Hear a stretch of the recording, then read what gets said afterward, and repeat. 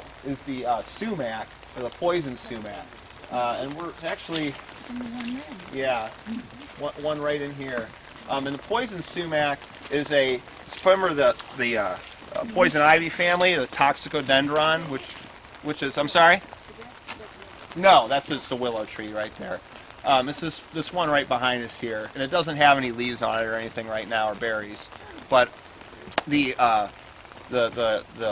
toxicodendron species or genus has qualities about it, obviously, that can cause irritation, agitation, rash, or burning to develop. The poison sumac is one of those that grows in a bog or a fen environment very well. It's a shrub. It starts out obviously as just a little seedling. It can get about 12 to 15 feet tall in some instances. It grows a cluster of white berries, which wildlife can actually eat.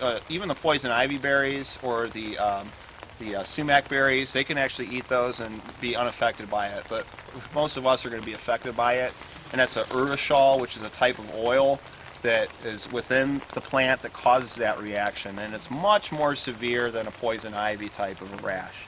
So always stay away from that type of a plant, and don't be confused by poison sumac and regular types. There's two types of sumacs that we talk about, and the sumac that's really common that you may be thinking of is the one that grows the small Christmas tree looking berries that you can actually steep and make a tea out of. And those grow all along the roadside and so on. Those are not poisonous, and they do not cause a rash. The red ones? The red ones, right. The poison sumac, again, we're talking about the poison sumac. You're really only going to find that in a bog or a fen environment. So just kind of keep that in mind, and so on. And one of the interesting cultural aspects of it is a species, Asian species of the sumac that they would basically take the urushiol from and put on their valuables that would be in like the temple, like your golden idols or whatever, and they put those on the valuables in the temple. And the people would steal those, and they'd have the reaction on their hand, burning reaction, and the authorities would catch them red-handed.